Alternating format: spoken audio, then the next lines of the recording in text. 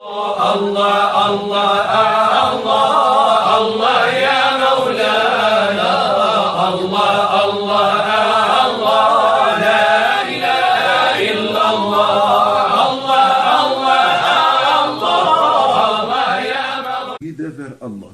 الله نور السماوات والأرض مثل نوره.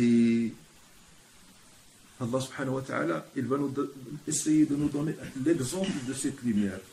Il dit cette lumière, elle est comparable à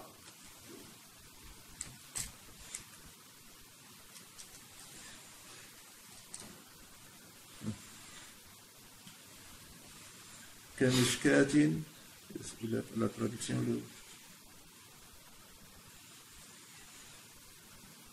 sa lumière est semblable à une niche où se trouve une lampe. La lampe est dans un récipient. La lumière d'Allah subhanahu wa ta'ala est semblable à une niche. Vous savez c'est quoi une niche? Vous savez quoi?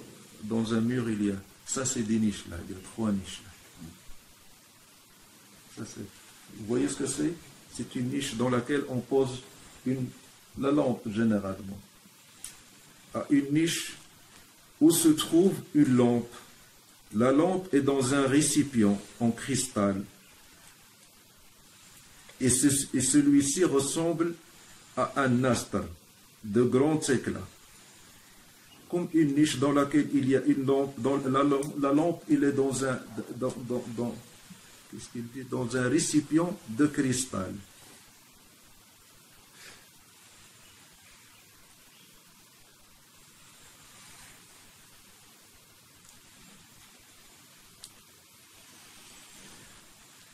Allah subhanahu wa ta'ala, qu'est-ce qu'il a dit? Allahu nuru, lumière des cieux et de la terre.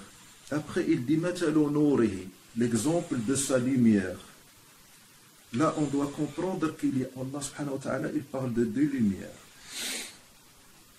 Parce que ce qui n'est pas dit dans le verset, là, Matalu nurihi, sa lumière est semblable dans le cœur du croyant. Ce n'est pas dit dans le verset, mais dans l'interprétation du verset, sa lumière, Allah subhanahu wa ta'ala, il donne l'exemple, il donne une interprétation, il nous donne une image, il dit sa lumière est semblable dans le cœur du croyant. Est-ce que vous comprenez ce que je dis?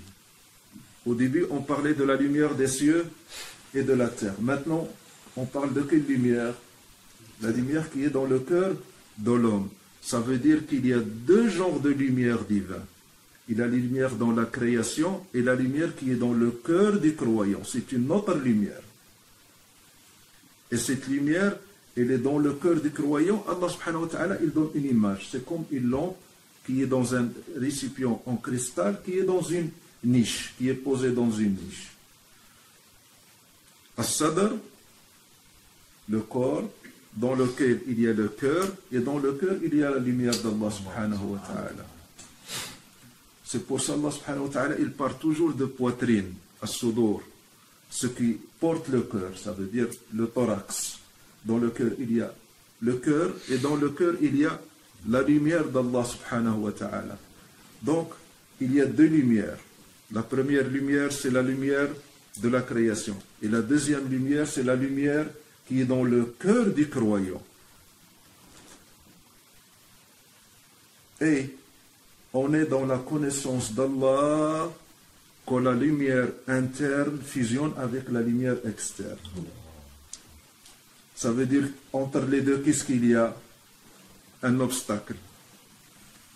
Sur le cœur, qu'est-ce qu'il y a? Sur nos cœurs, qu'est-ce qu'il y a? Qu'est-ce qu'il y a? Un obstacle. Et cet obstacle, il est créé par quoi? Par nos péchés et notre oubli d'Allah subhanahu wa ta'ala. Chaque péché et les péchés, c'est connu, il crée un obstacle autour du cœur, une couche autour du cœur, sombre autour du cœur, qui empêche cette lumière du cœur de jaillir à l'extérieur et de reconnaître la lumière qui est à l'extérieur. Donc ce qui nous empêche, cette lumière qui est dans la création, il doit être reconnu avec quoi? Avec la lumière qui est dans le cœur. Et qu'est-ce qui empêche la lumière qui est dans le cœur pour reconnaître la lumière qui est dans la création? C'est la couche de nos péchés. C'est pour ça, c'est de là que vient la gravité des péchés. Les péchés qu'on commet avec notre corps, avec notre esprit, avec nos pensées, nous empêchent de voir Allah subhanahu wa ta'ala. Il est la lumière d'Allah subhanahu wa ta'ala. D'où l'intérêt du dhikr. L'intérêt du dhikr. Le dhikr est le repentir. Arrêter les péchés et laver le cœur avec le nom d'Allah subhanahu wa ta'ala. Et le nom d'Allah subhanahu wa ta'ala, qu'est-ce qu'il fait? Il tape sur le cœur. Vous savez, à force de... Tu prends une pierre sur laquelle il y a une goutte qui tombe. Une goutte d'eau, mais qui n'arrête pas. Tic, tic, tic, tic. À la longue, qu'est-ce qu'il fait cette goutte? Il creuse la pierre. Alors que la goutte, elle est douce. Il ne peut pas creuser une pierre. Mais à force, qu'est-ce qu'il fait? Il creuse la pierre. Notre cœur est comme une pierre. Il est dur comme une pierre. Et Allah, le nom d'Allah, subhanahu wa ta'ala, il est doux. Mais à force de taper sur le cœur par le nom d'Allah, Allah, Allah, on finit par casser cette pierre et faire jaillir la lumière qui est dans le cœur. Allah, Allah, Allah, il ne faut pas désespérer. Il ne faut pas arrêter. Il viendra le jour où cette pierre sera cassée. Donc, le dhikr d'Allah subhanahu wa ta'ala est fait pour faire jaillir la lumière qui est à l'intérieur de ton cœur.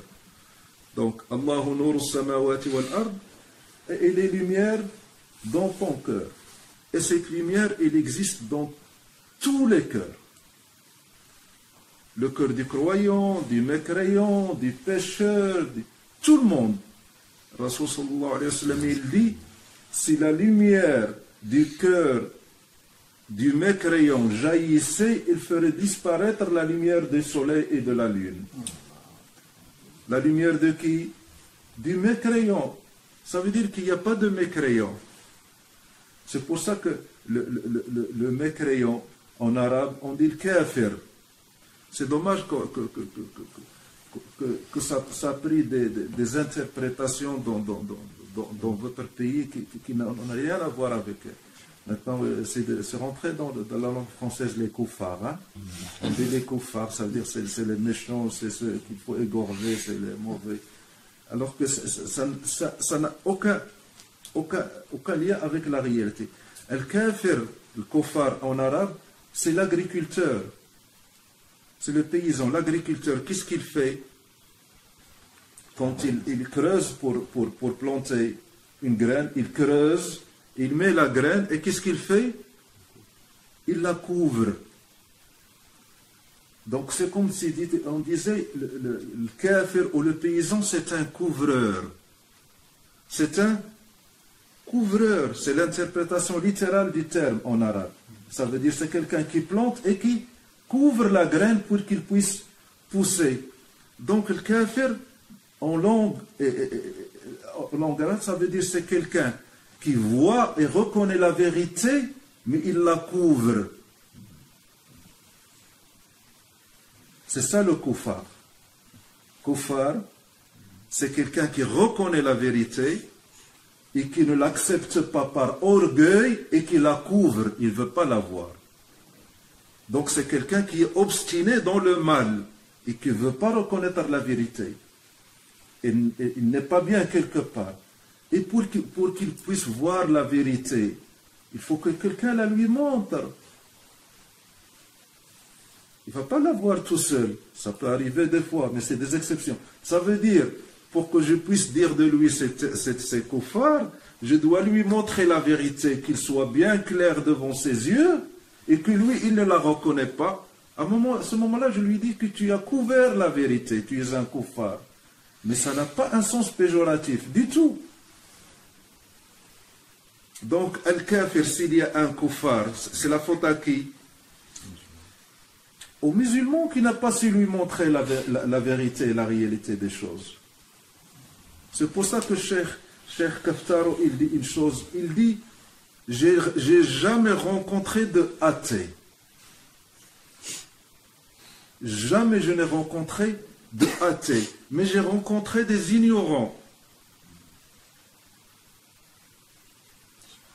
Et s'il n'y a pas d'athées, il y a des ignorants. Et s'ils sont ignorants, la faute est à qui?